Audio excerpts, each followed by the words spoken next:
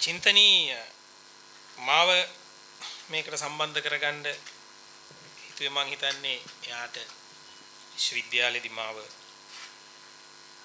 හම්බුණු නිසා. ඒ කියන්නේ මේ කියන ව්‍යාපාර කළමනාකරණය පිළිබඳ උපාධිය හදාරන කාලෙදී නෙමෙයි. නමුත් ඒ කාලෙත් එයා වාණිජ්‍ය කළමනාකරණ පීඨේ ඉන්නේ නැති මම හිටියේ කලා පීඨේ නිසා ලොකුවට අපි හමුණු වුණත් පසුව මාධ්‍ය හදාරන්න විශ්වවිද්‍යාලයට ආපු මොහොතේ තමයි මට ඇයව වැඩිපුර හඳුනා ගන්න ලැබුණේ.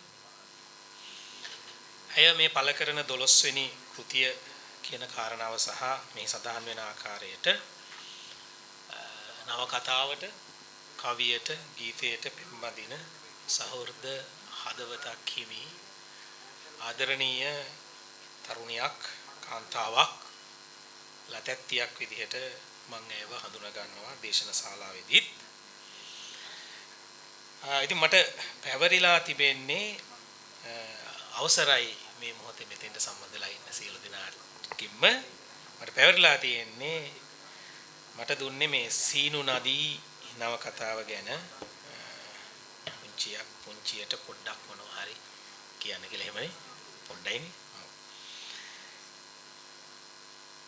දැන් නව කතාවක් අරගෙන නව කතාවක් කියවන්න ගත්තාම ඉස්සර නම් මගේ ඔළුවේ හැම වෙලෙම දිව්වේ මේ කතන්දරේට. කතන්දරේටනේ අපි ආස. කතාවේ මොකද්ද තියෙන්නේ? මොකද වෙන්නේ? මේ කියන මේ කතාවෙත් ඉන්න ප්‍රධාන චරිත දෙක කොයි විදිහටද මේ ආදරය අවුලවා ගන්නේ, අවුලවාගෙන යන්නේ වගේ දේවල්නේ අපි බලන්නේ. හැබැයි අර සීනු නදී ගැන මේ පොතේම ලියලා තියෙන විදිහටත් මේ හැඳින්වීමේ චින්තනී කියන විදිහටත් මේක ඇත්තටම පොඩ්ඩක් වෙනස් තාලේ කතාවක්. වෙනස් තාලේ නව කතාවක්. එයම කියනවා මේක එක්තරා කතාවස්තුවක් පදනම් කරගත්තක් වෙනස් විදිහේ මේ වගේම මේකේ සත්‍ය සිදුවීමුත් තියෙනවා වගේ කතාවක් මේකේ කියනවා. මේ පොත දෙනකොටත් එයා මට කිව්වා මේක සර් නව කතාවක් ඇතුලේ පොඩි වෙන කෑල්ලකුත් තියෙනවා සර් බලලා මොනවා හරි කියන්නකෝ කියලා. ඒ කතාව ඇත්ත. මේ කතාවේ මං කතාව කියවනවට වඩා බැලුවේ මෙයා මේ කියන අමුතු කෑල්ල මොකක්ද කියලා. මට තේරුම් ගත්ත දේ තමයි මේක කියවනකොට කතාව එහෙම නැත්නම් මේ නැරටොලොජි මේ කියන්නේ නැරේටිව් එක නැත්නම් මේ ආඛ්‍යානය එහි සැකසී ගලාගෙන යද්දි මෙයාගේ 31ක් වන පරිච්ඡේද ASCII මේ සන්දර්භය එහෙම නැත්නම් අපි කියන්නේ මේක සිද්ධ වෙන මේක පිටිපස්සේ තියෙන සන්දර්භයක සිංහලෙන් කියන්න වෙන තවදුරටත් කිව්වොත් මේක වටේ තියෙන දේශපාලන ආර්ථිකය චින්තනී දේශපාලන ආර්ථික විද්‍යාවේ තියෙන වචන නැතුව පාවිච්චි කරලා සරල මිනිස්සුන්ට තේරෙන සංවේදී වෙන වචන පාවිච්චි කරලා ඒ දේශපාලන ආර්ථිකය මතු කරලා තියෙනවා. ඒක හරි අපූර්වට මතු කරලා තියෙනවා. පෙරවදනෙත් පොඩ්ඩක් කියලා තිබුණ හින්දා මේ මද්ද්‍රව්‍ය කතාවකුත් මම ඒක හොයත් ගියා. ඒක හොය යනකොට මට අහු වුණා මේකේ මද්ද්‍රව්‍ය විතරක් නෙමෙයි තියෙන්නේ මේ. අය මේකේ මද්ද්‍රව්‍ය ගැන හොයලා තියෙන්නේ මේ. ඒ කියන්නේ මේ මද්ද්‍රව්‍ය කියන කාරණාව මේක කතාව මම කියන්නේ නෑ මොකද ඔයගොල්ලෝ කතාව බලන්න ආසාවෙන් ඉන්න අයනේ. ඉතින් මේ මද්ද්‍රව්‍ය කියන කාරණාව කොහොමද අද සමාජයට තියෙන සම්බන්ධ කියනවා වගේ තියෙන නිකන් කාරණාවක් එළියට ගන්න. හැබැයි මේ මද්ද්‍රව්‍ය කතාව පැත්තක තිබ්බොත් මේ කතාව ඇතුලේ මේ අරගලය කාලේ 2022 21 කොවිඩ් වලින් පස්සේ 2023 වගේ කාලයක් ඇතුලේ පවතින දේශපාලන ආර්ථිකය තෝරාගත්ත චරිත තෝරාගත්ත කියන්නේ ඒ තෝරගෙන තිබෙන චරිත විතකදී මං ආයෙ ගිහිල්ලා බැලුවා මේ චරිත කොහොම මේ කතාවට ගේන්න චින්තනී හිතුවේ ඇයි කියලා. නමුත් ඒ චරිතවලට තමයි ඇත්තටම මේ සන්දර්භය දැනුනේ. මේ සන්දර්භයේ මේ මම කියන්නේ 2022 21 ඇතිවෙච්ච කාරණාව දැනුණු චරිත එක තමයි මම බැලුවා මේ චරිත නැත්තේ ඇයි කියලා. මට පස්සේ තමයි තේරුනේ නෑ මේ චින්තනී හොයන්නේ මේ චරිතවලට මේ චරිත එක්කයි මේ කාරණාව තියෙන්නේ. අරගලයේ භූමියේදී හම් වෙන ඒ සම්බන්ධ වෙන ගොඩ නැගෙන චරිත ටිකක් මට මතක් වෙනවා. අර The East Calling දර්ශනය හඳයාගේ ටෙලිග්‍රාම් එකේ නැගෙනහිර වෙරළෙන් ඇසෙන සුනාමිය අල්ලගෙන කොහොමද හඳගම හිටෙල්ලාට ගොඩනගන්නේ කියලා. ඒ වගේ දැන් මම දකිනවා මේ චින්තනී මේ අරගලය අපිට අරගලය කියලා මේකේ මේ බැලූ බැලමට මහා කාරණා මතු වෙලා පේන්නේ නැති වෙන්න පුළුවන්.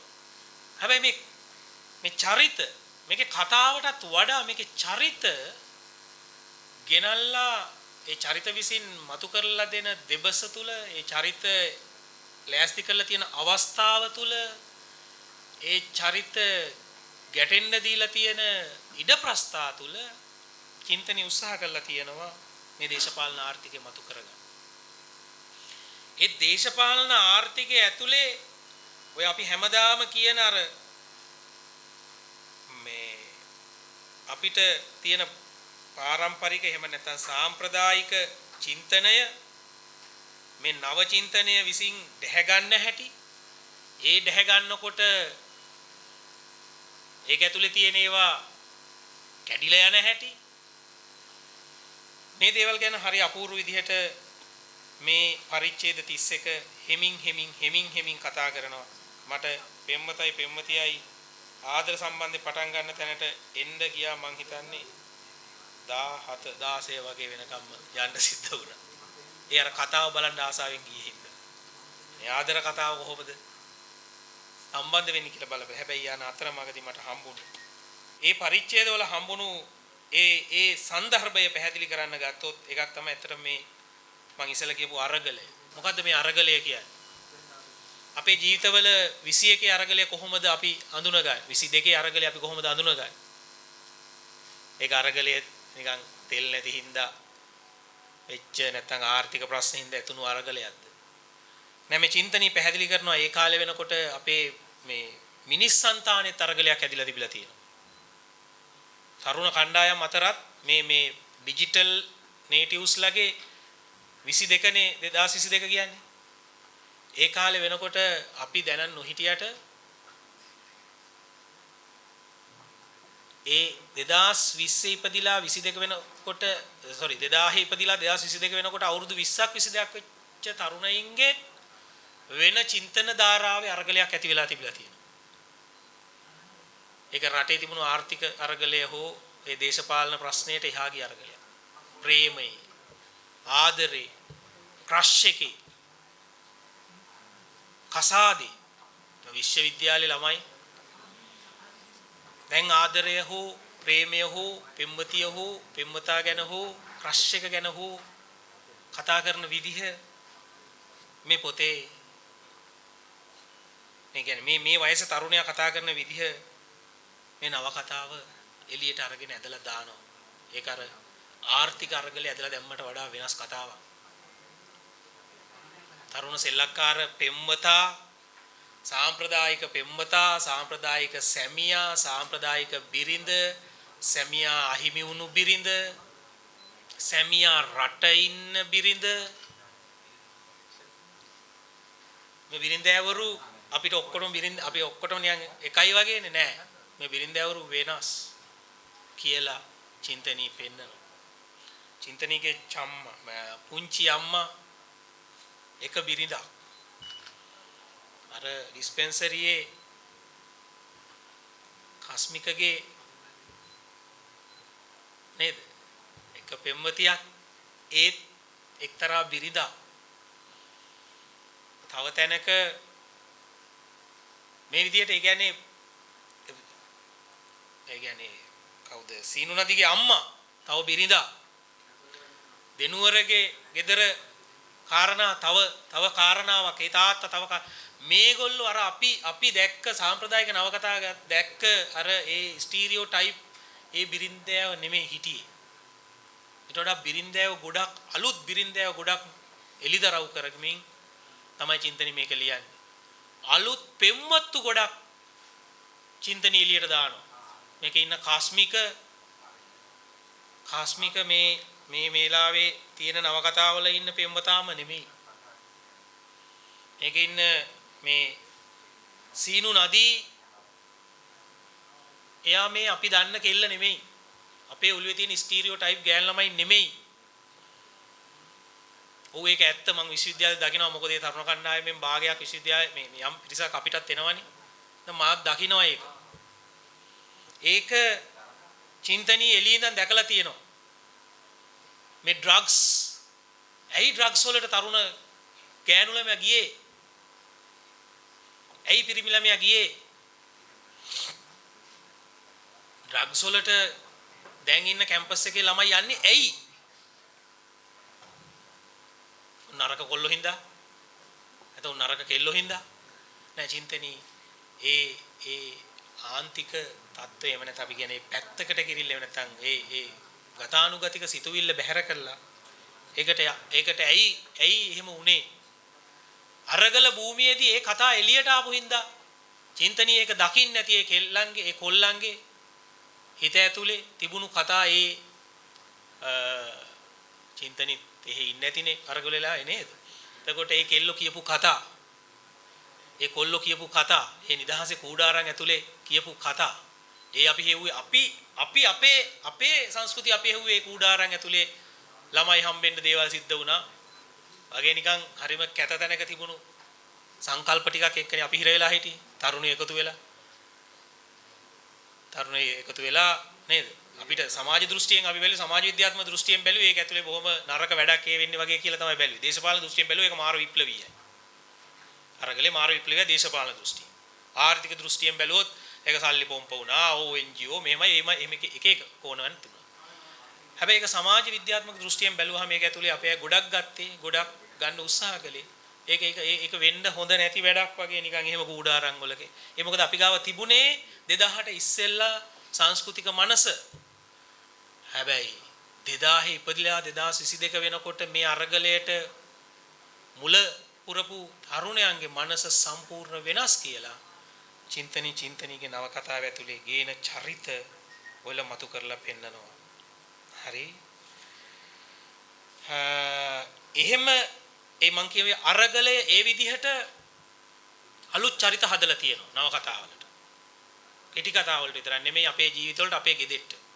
අපේ අපිට ඉන්නන අවුරුදු 22 දුවෙක් චින්තනීගේ නවකතාව බලලා ගිහිල්ලා තේරුම් ගන්න උත්සාහ කරොත් හොඳයි.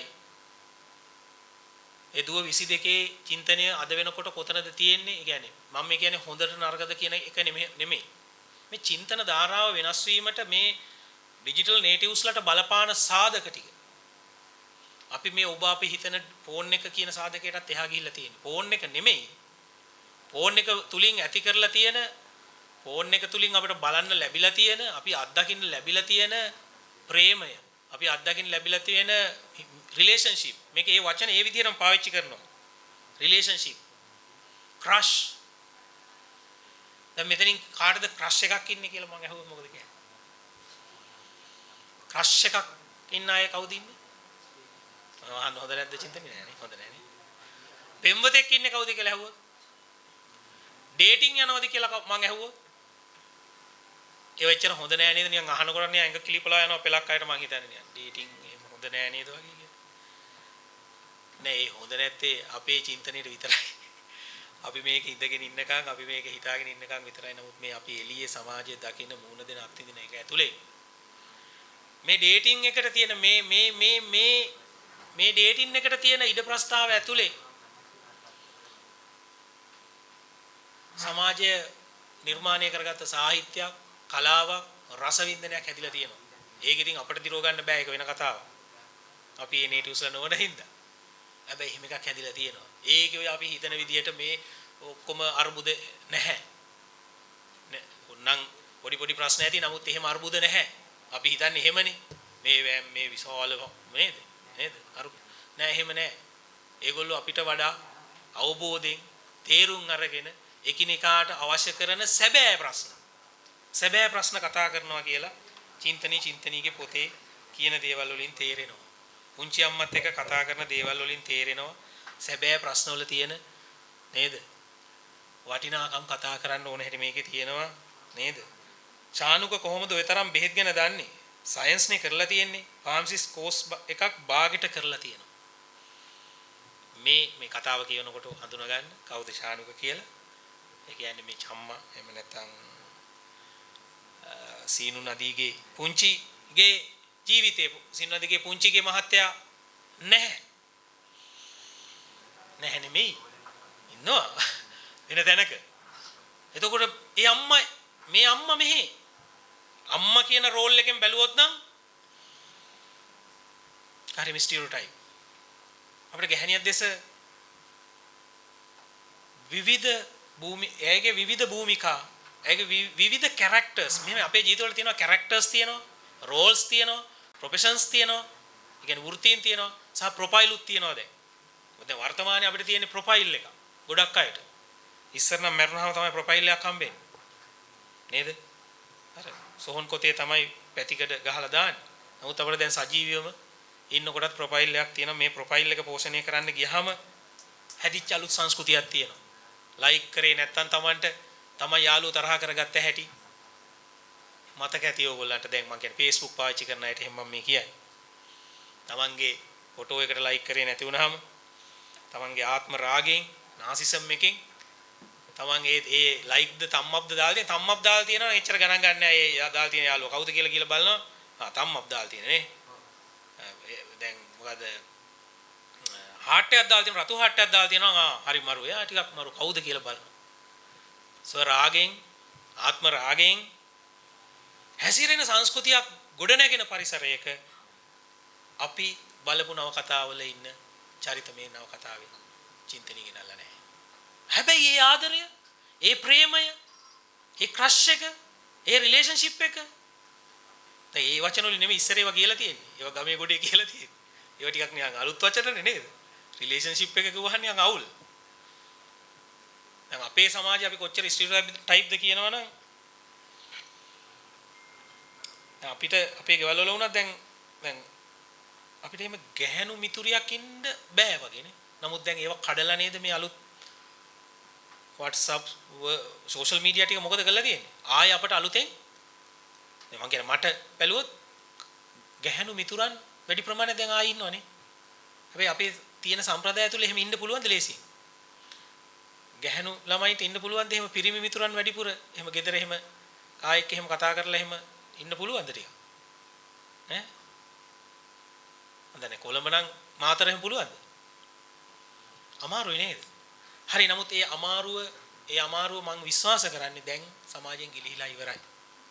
අපි දෙමව්පියෝ විදිහට මේක අපි කියන්නේ පැත්ත ගන්න මොකක්ද දන්නවද වෙන්නේ? අර ඩ්‍රග්ස් ටික මේ ස්පේස් එකට රිංගනවා. අපි මේ කල්චරල් මේකට කියන්නේ මේ ට්‍රාන්ස්ෆර් වෙන එක අඳුන ගන්න අපි ගාව අධ්‍යාපනයක් නැත්තම් අපි ඒකට යම් කියවීමක් නවකතාවක් කියවලා අඳුනගන්නේ නැත්තම් මේ මැදට එනවා අර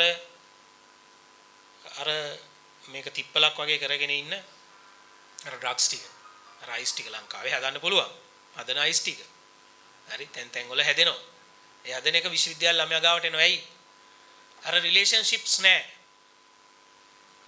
ෆ්‍රෙන්ඩ්ෂිප් ඒවා නැහැ අම්මා පුතා දුව මේ සම්බන්ධතා නැහැ කතා කරන්න කෙනෙක් ඕන මේ සම්බන්ධතා තියාගන්න ඕන මේ මානව සම්බන්ධතා මානව වටිනාකම් තියාගන්න ඕන ඒවා නැති තැනට අන්න ඩ්‍රග්ස් එනවා මං හිතන්නේ චින්තනී දුක් වෙන්නේ ඒ ඩ්‍රග්ස් ඇවිල්ලා මේ අතර මේ සුන්දර බැඳීම් කඩලා දාන එකට ඒක හින්දාම කියනවා මේ බැඳීම් යා විවිධ වර්ගයේ බැඳීම් දකින්නවා මේක විවිධ වර්ගයේ කෙනෙකුට කියන්න පුළුවන් මේ අනියම් කියලා නෑ කිසිම අනියම් භාවයක් නෑ මේ සමාජයේ පවතින බැඳීම් මේව කෝච්චියේදී එහෙම නැත්තම් අපි දන්නවා කෝච්චියේ තියෙන සම්බන්ධතා තියෙනවා ජීවිතවල කෝච්චියට විතරක් සම්මත වෙච්ච අනුමත වෙච්ච ඔෆිස් එකට විතරක් අනුමත වෙච්ච සම්බන්ධතා තියෙනවා නේද?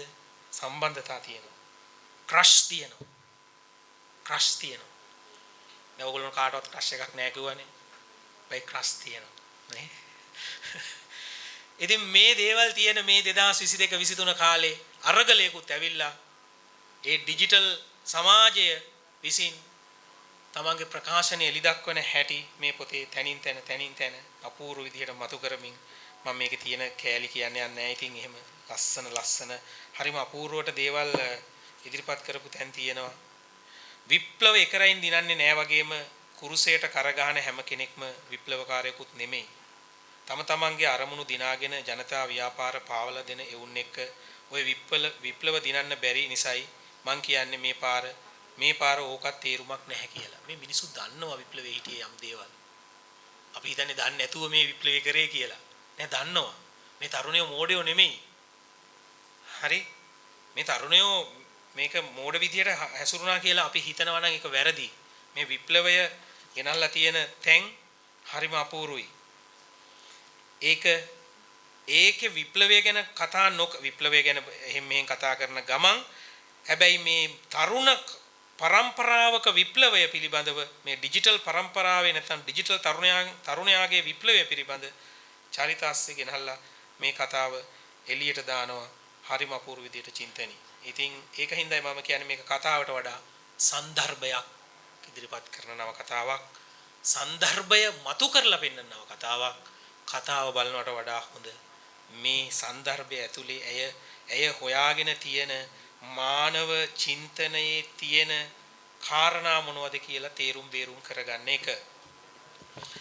ඉතින් මම හිතනවා මට වැඩි වෙලා මං ගන්න හොඳ නැහැ කියලා. වෙලාව. ඔව්. නවකතාව කියවන්න මං ආරාධනා කරනවා. තමුසේ මිනිහා නිසා මොකක් හරි ඉමෝෂනල් ඇටැක් එකකට අහු වුණා නේද? යටිහිත උඩු හිතෙන් ඇසුවේ අමුතු විදියකට. ඔන්න සීනු නදී කලබල වූ තැන. ලෝකයටම බොරු කරන්නට මිනිසුන්ට බැරි නැත. කරන ක්‍රමය සහ කරන தත්ත්වය හඳුනා ගැනීම වෙනකකි. ඒ තමන්ටම බොරු කර ගන්නවා කියන්නේ ජීවිතයේ තියසිරෝදේ. හරි. මේ ලෝකේ අපි කතා කරන අපි ගාවට එන තොරතුරු අපි බලන ගොඩාක් දේවල් එළියේ අපිව පෝෂණය කරද්දී ඇතුලෙන් පෝෂණය කරන්නේ එළියෙන් එන දේමද නැත්නම් ඔබ ලබන අධ්‍යාපනයමද ඔබ සතුව තිබෙන සංස්කෘතියමද හොයන්න බලන්න මේ නව කතාව